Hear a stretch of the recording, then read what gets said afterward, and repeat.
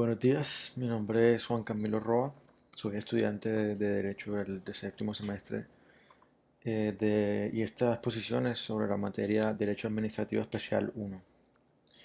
Entonces, para empezar, voy a dar un concepto del daño antijurídico. Eh, el daño antijurídico pues no tiene una definición constitucional expresa, por lo cual es un concepto constitucional parcialmente indeterminado, cuyos alcances pueden ser desarrollados dentro de ciertos límites por el legislador.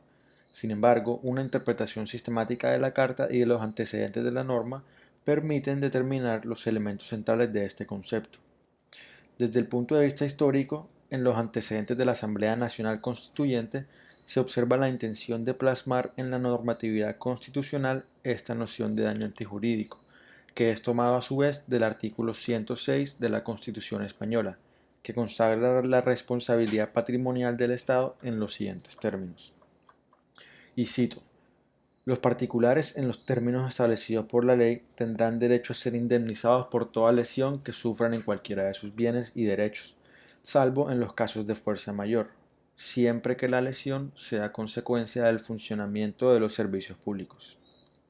Dicho lo anterior, podemos definir al daño antijurídico como el perjuicio que es provocado a una persona que no tiene el deber jurídico de soportarlo. La Corte considera que esta acepción del daño antijurídico como fundamento del deber de reparación del Estado armoniza plenamente con los principios y valores propios del Estado social de derecho, pues al propio Estado le corresponde la salvaguardia de los derechos y libertades de los particulares frente a la actividad de la Administración. Ahora voy a empezar a hablar sobre la sentencia C-333 de 1993. El magistrado ponente de esta sentencia es el doctor Alejandro Martínez Caballero, y la norma demandada es el artículo 50 parcial de la Ley 80 de 1993. En esta sentencia, la actora considera que la norma demandada viola el artículo 90 de la Constitución,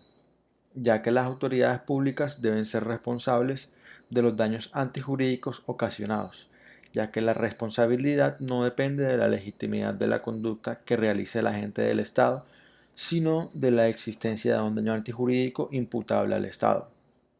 Hay que resaltar que hay ocasiones en las que se presenta un daño antijurídico sin que necesariamente haya una actuación antijurídica del Estado.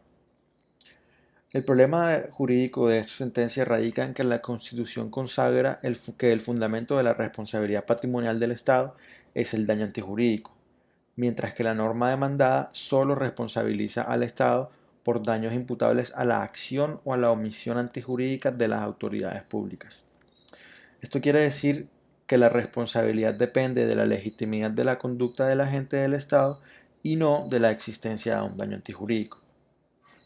Retomando la noción de daño antijurídico que la Constitución española consagra, que ahí se menciona al principio de esta exposición, podemos señalar que el sistema de responsabilidad patrimonial del Estado no representa un mecanismo sancionatorio, sino que es un dispositivo que busca garantizar que el menoscabo patrimonial o extrapatrimonial que se ha sufrido sea adecuadamente reparado. Por lo anterior, podemos concluir que puede haber un daño antijurídico sin que la autoridad tenga culpa. La Corte, por su parte, adopta esta posición de la Constitución española y acepta que la responsabilidad patrimonial del Estado se presenta como un mecanismo de protección de los administrados frente a la actividad pública, la cual puede ocasionar daños que son resultado normal y legítimo de la propia actividad pública,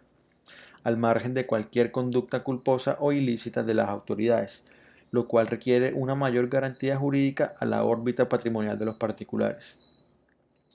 Propongamos el siguiente caso hipotético, en la cual la Administración ejecuta una obra legítima de interés general, beneficiando a un grupo de personas, pero no indemniza a un grupo de personas individualizables a quienes se ha ocasionado un claro perjuicio con ocasión de la obra. En este caso, el Estado estaría desconociendo la igualdad de las personas ante las cargas públicas, pues quienes han sufrido tal daño no tienen el deber jurídico de por qué soportarlo. En este caso encontramos un perjuicio especial sufrido por la víctima en favor del interés general, por lo cual el daño debe ser soportado no por la persona, sino por la colectividad, por medio de la imputación de la responsabilidad al Estado. En el resuelve de esta sentencia, la decisión de la Corte, luego de analizar el caso en concreto, es declarar exequible la citada expresión de la norma, pero condicionada, ya que precisa que el artículo 50 de la Ley 80 de 1993 no es el único fundamento de responsabilidad patrimonial del Estado en materia contractual,